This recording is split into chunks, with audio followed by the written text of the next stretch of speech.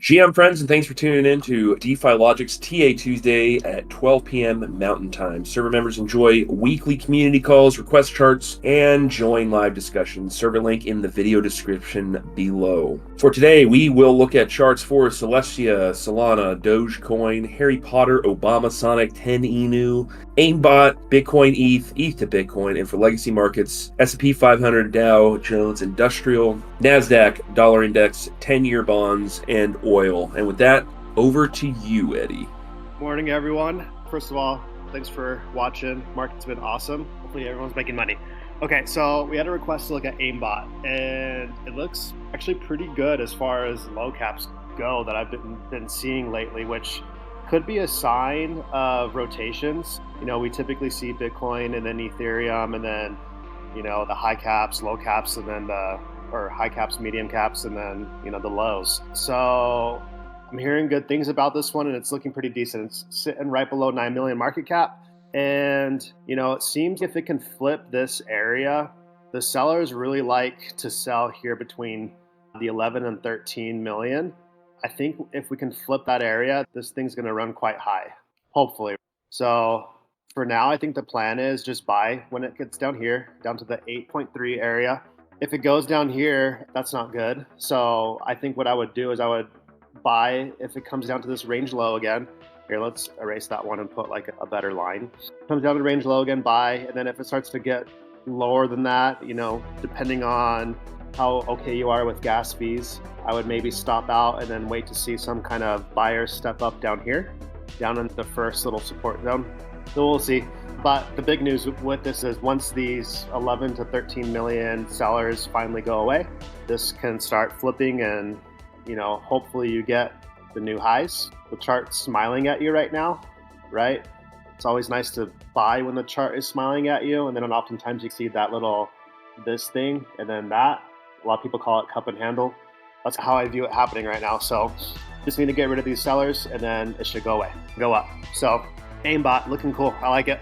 All right, moving on. We'll start next with not DYDX, but since I have it up here, DYDX on the verge of a pretty big breakout. So I'd keep your eye on that. That's a little bonus one. Okay, let's start with Bitcoin. So here we go. These are the old plans. I still never got my sweep down here. And I at this point, I think you still need to be wary for it. Like you could always get a market-wide flush. A lot of leverage has been entering the market lately. So you just want to make sure you have your stop losses. Don't be stupid. Everything's going up, but don't gamble, because if we do get a market-wide flush and you're, you know, not saying it's gonna happen, but if we do come down to these levels, a 10% drop on Bitcoin and your alts that you're in are gonna drop 20 to 40%, you don't wanna get liquidated on something that's gonna mean revert back up. That would suck. So just be cautious that these lows have not been tapped yet, but I'm gonna erase this plan for now because we've talked about it for a while and everybody should know about it. It is holding up right here. So let's look at new targets on the weekly. I think this is your next high target. This 40K level is gonna be tough though.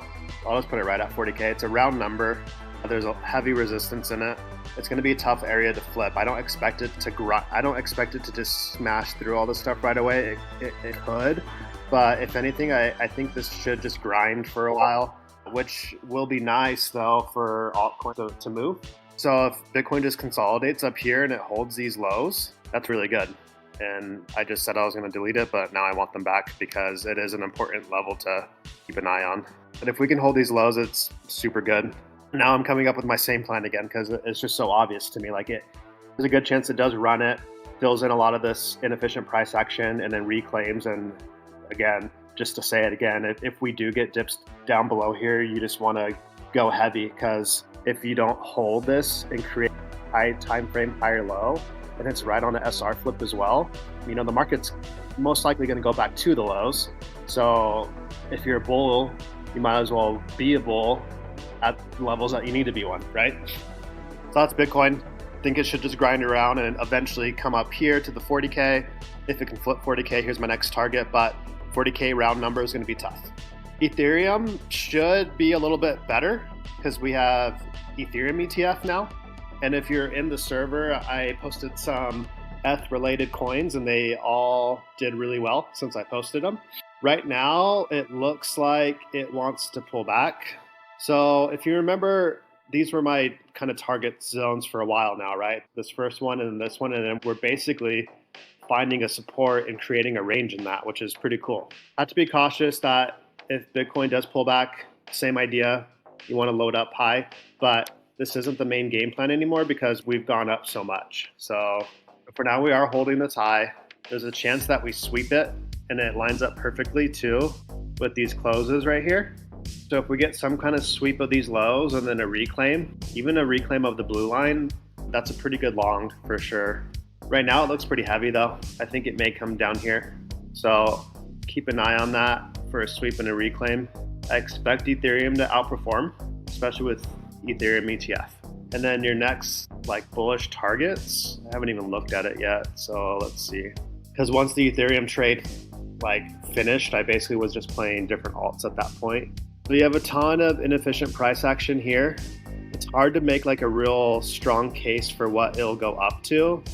So I don't think I'm really gonna call anything right now. At least I don't have enough price action, but I'll just maybe try to aim for this zone and see what happens at it if you really need to get long on it, which I think everybody should.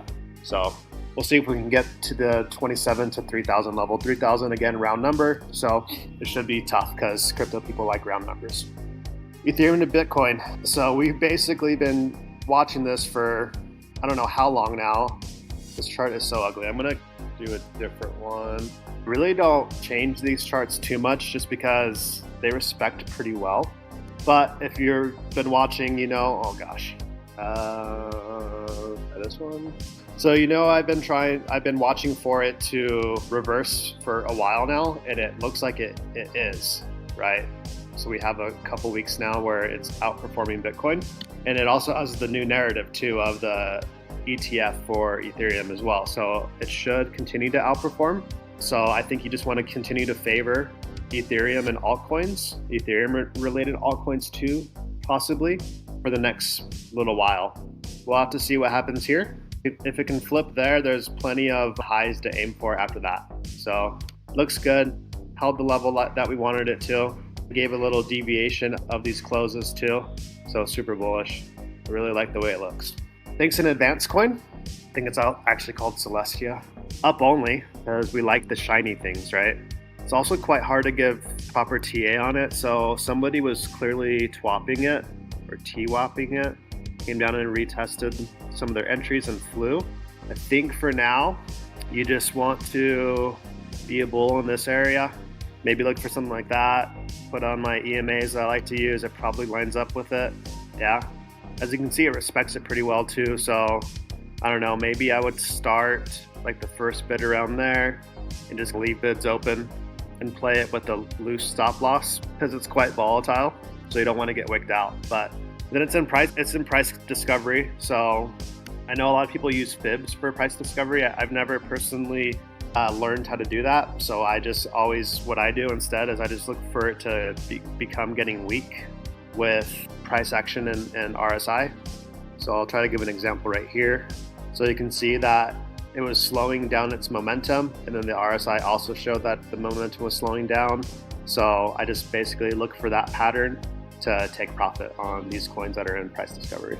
But yeah, I think it should come down here. It'll be nice. If not, if it starts to break out, then you could just try for a breakout play too.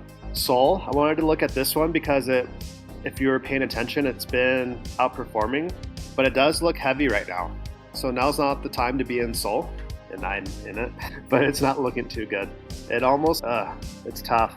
I actually really don't like this. So a lot of times we use Ethereum as the indicator for what altcoins are gonna do.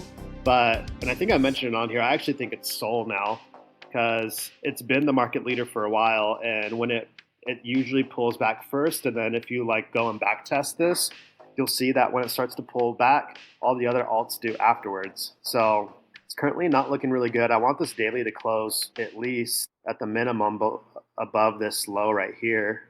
Hold on. Oh gosh, look, I closed that for pennies. Depending on how this daily closes, if it closes below this low, it's going to come down pretty far. I don't really see anything stopping it until maybe somewhere in this region. Let's delete those first. Like maybe somewhere around here, which is quite aggressive. Will we line up with Bitcoin pulling back pretty hard too on a lower time frame, which I'm trying to play low time frames because right now you have to, with bullish conditions, you need to be a bull until invalidated. So ideally, I want to see these lows that we've formed intraday to hold up for now. So if those lose, it's going to tumble quite a bit. With Sol, I look at BONK because that's its highest beta play.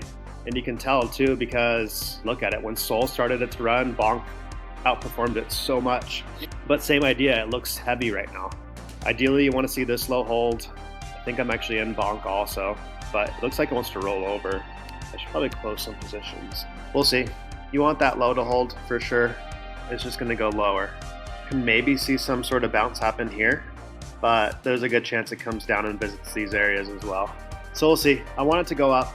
Hopefully it does. I believe SPX and NASDAQ and stuff are up into resistance though too, which makes this look even a little bit scarier. Because if this low doesn't hold it, it probably will come down further. I would just look for that other spot that I mentioned though too. So this one right here. So something to keep an eye on. If it can start flipping this level right here too, then it's gonna look good again. So hopefully it does. Let's see, Doge. So Doge has done pretty good, and I didn't measure BONK, but I think Dogecoin, it's just like an old school play, right? I'm curious now. So Doge from basically when the run started has gone up 38%, whereas BONK, when the run started, has gone up 13x, and same with PEP. Oh, I don't have it on here, but just for illustration purposes. So I'm happy to chart Doge because it was a request, but I really think that the gains are with the newer things, and that's proof, right? So I think your focus, moving forward into the next cycles for that low cap stuff, well, it's not even anymore. For the whole meme thing, it shouldn't be Doge, it should be BONK and PEP, but we'll look at Doge anyway. Really great demand right here into an area where you would expect it to be, so that's awesome. Oh look, I was actually trading this low time frame recently because I was wanting it. Basically, this is what I'm looking for to get long on it because it does look good. I remember I was looking at this the other night actually. So it looks, when you zoom out a bit, it looks like it can run, right? It got like this diagonal resistance here and hopefully it can break out of it. So I'm actually looking to find that breakout. I'm just waiting for, and you can see I have 2 alerts here too. I'm just waiting for it to break structure so I can long. I would long it right now, but I'm pretty risk on right now. But anybody watching, like it doesn't look bad right now either. You can get in with a stop just right here. The R is amazing. And if you do catch the breakout, it's gonna go pretty good. It is a lagger too currently, so it should have a move. You would hope for it to. It needs to take out that high and these ones also. So I think it is setting up for quite the move. And if you got in right now, your risk to reward is just incredible. I'm gonna wait for structure though, because I'm like allocated like half my port right now. So it's heavy for the way things are looking. Okay, this is one of my favorite ones. Harry Potter, Obama, whatever. Right now it's not looking too good though. If it can daily close above this low, then you can get in with a stop below today's low. It may go down a little bit lower though, because I really like this level. These kind of little demand things, order blocks, they typically get tagged. So it'll probably come into here. And then if it starts to form support, it looks good, which lines up basically with mid-range too. A little bit below mid-range maybe, but which is better because you want to be buying in discount. So a little bit lower and then up only, I think, for ticker Bitcoin, Harry Potter, Obama, ShibaInu. CAS. So DeFi-Logic ran a report in CAS. It's been one of the top performers in the market. I remember the first time we looked at it, we caught a huge trade on it. It's just a coin that you want to be in. And if you are though, you need to be self-custody because it's on all the sketchy exchanges, right? Okay. Right now, the only thing that I can see for it is like a breakout trade. I don't want to go too low time frame actually though, because this thing is quite volatile. So if it starts to break out, the reason why I was going low time frame, because it looks like it may have broken out and retested already on the lower time frame. So it might go.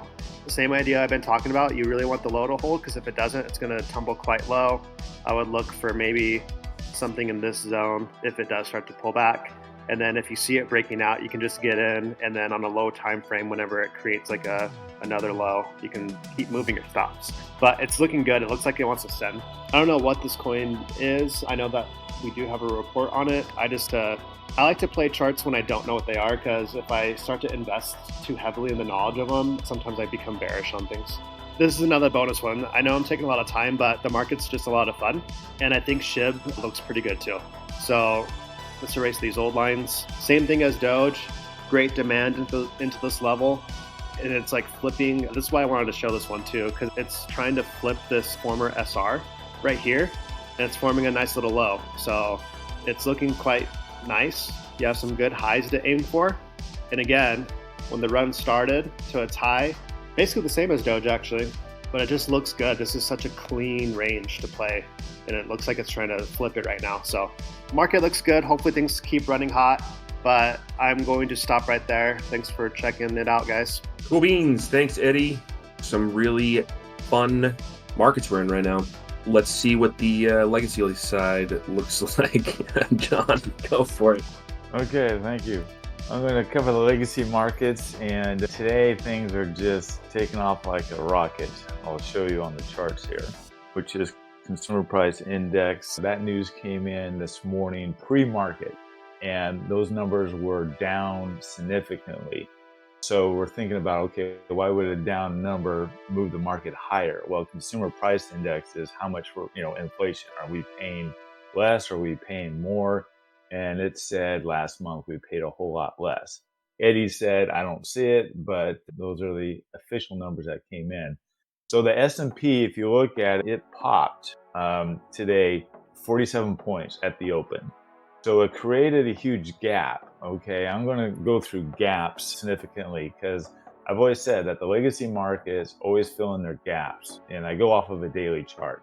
So you'll see way back here in September 20th and 21st, there was a gap, and it just got filled in last Friday. Interesting, Friday right here popping so much because on Thursday things went down after Fed Chairman Powell was talking about we're not done tightening. So things tanked, but the market said, forget that. On Friday it popped. And then I add this little line here, which is the 4,400 line. Again, it's just a mental note, nothing technical, but just mental. And we stayed above that yesterday. Inside day yesterday, not much going on. And then today we just popped, okay? So today we wicked up at 4,500. I'm pulling back a little bit right now. But you'll see back here, reason I'm like Eddie, I keep all my old notes and things on my charts here. So you'll see that we did a head fake at 4,500 way back here in August, end of August, dropped back down, then went back up, and that basically was an M formation. And I still have my old capital M here at the top. I'll go down a little bit more. So you'll see that's my old M, and that was an M formation. And once we broke this midpoint line, things just tanked, as you guys can see. So I have another M, most recent M, as you can tell. And then, but those are gone. Those are old patterns, and those are gone. So what I'm going to do now is look, okay, how hard, like Eddie said, there's a resistance here. Again, 4,500 is a technical resistance for me, because way back here in September, first part of September, this M formation, we're going to see how that holds. Or we're going to get some head fakes going up, continually going up, and then all of a sudden we come back down. But it's significant. The other thing it can do is this 2x upper Bollinger Band and the 3x. You see how they're pointing up? It could ride the 2x band going up. That is a strong possibility, very strong possibility. So I'm going to move now back to the Dow Jones 30 and continue on the gap thing. So you'll see this gap right here that started, I got in a purple rectangle, started all the way back on Thursday, September 21st, and it hasn't been filled in. It tried to fill in yesterday, came close to filling in, not quite. You can see it was halfway through the gap, but today we created another gap with a jump up.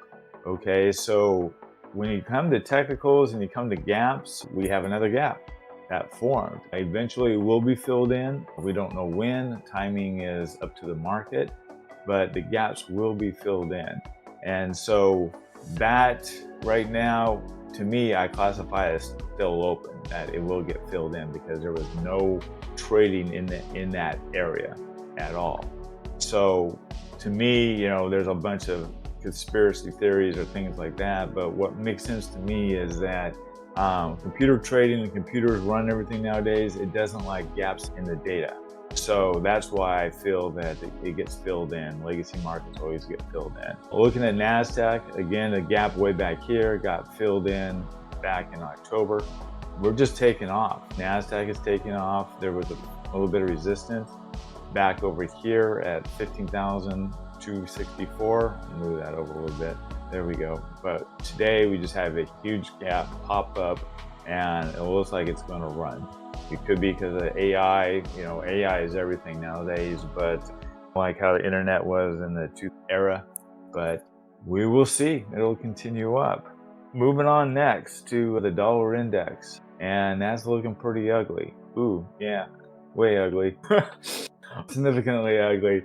So the dollar index is obviously going off of that news that the economic in the United States is declining.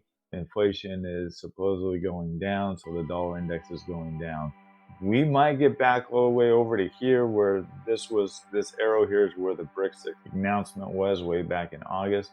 And you have to expect this, but you have a high here back in August, another high, another dollar high, then it trades sideways, and now we're dropping. Okay, so this is expected. This is huge drop, and it is going significantly past the lower 2x Bollinger Band line and the 3x. You'll see that at the 3x over here, it popped back up. And what I was looking at, was it going to reach the standard deviation line? I put this in the TA that I do every day. Is it going to reach the standard deviation line? I put that in yesterday, and it never did. And so I see this yesterday, and I'm like, I think it's going to go back down, which it significantly did, because it never hit that standard deviation line. So the dollar index isn't looking too good. Also, Moody's came out yesterday and was concerned on U.S. debt rating. They didn't downgrade the U.S. debt like Finch did a couple months ago, but it's still, they're on watch. U.S. is on negative watch for debt. That is significant because we have too much significant. The trade deficit was fine, but we just, our deficit is just huge. It's in the trillions. It's 33 trillion and climbing. And they're saying there's not enough control in Congress. Congress is a mess, and we keep kicking the can down the road every 6 weeks as far as paying our bills and budgets. So that's basically what came in with Moody's on that. Also, moving on, that affects also the US $10 yield. You can see that is climbing down as well. Now, I posted again weeks ago in the TA channel, is that did we have a double bottom? I was looking at this point right here, was this a double bottom? And I had a question mark because I wasn't too sure on that. A couple days later, I saw it go up, I saw it flatten out. I'm like, no, this is not a double bottom, because you don't see basically where this was a first bottom and then it rises again. We didn't see that. We saw it flattening out. And so I put, no, it's not a double bottom. And now it's coming back down to the lower 2x line on the band, and it's probably going to go lower.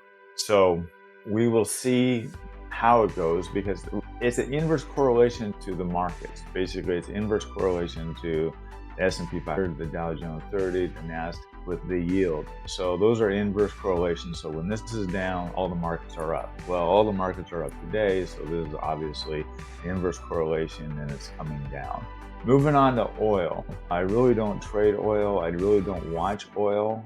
The only reason why I'm putting it up right now is that it follows, like everything else, if it's a mature market, it's going to follow the bands, the Bollinger Bands. And so you'll see oil way back here came all the way down to the 3x band, which is extreme levels, extreme negativity, and then it popped back up hit the 2x band, popped back up again, went to the standard deviation line, came above the standard deviation line, popped a little bit higher, and then traded back down.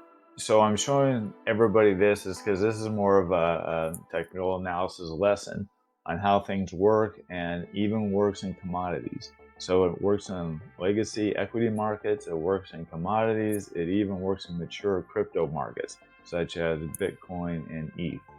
So you'll see it came to this lower 2x band, never went back up to the standard deviation line, and then it's dropped. Okay, so we're looking at it's dropping significantly. You know, it hits the 2x band, wicks on the 3x. The next day here, which was last week Wednesday, it hit the 3x band, and what's it going to do? Well, it's going to run back up again. Okay, so to prove my point, why would it run back up again when today we had, you know, the economy slowing down and it's still positive today? Well, it's more of a technical basis, and that's why we do technical analysis. All right, that's it for me today. I'll hand it over to Pepe. And that's it for this week. As a DeFi-Logic server member, you can request chart reviews, discuss markets daily with other server members. And if you're interested in the trading view indicator strategies, the Bitcoin scalp strategy with over a 90% success rate is available for use to server members. So go ahead and join, drop your trading view username, and you will have access to the Bitcoin strategy, XRP, and ETH strategy. We will see you next Tuesday at 12 p.m. Mountain Time. Appreciate you tuning in. GN friends. Join us next week in Discord for TA Tuesday at DeFiLogic.com.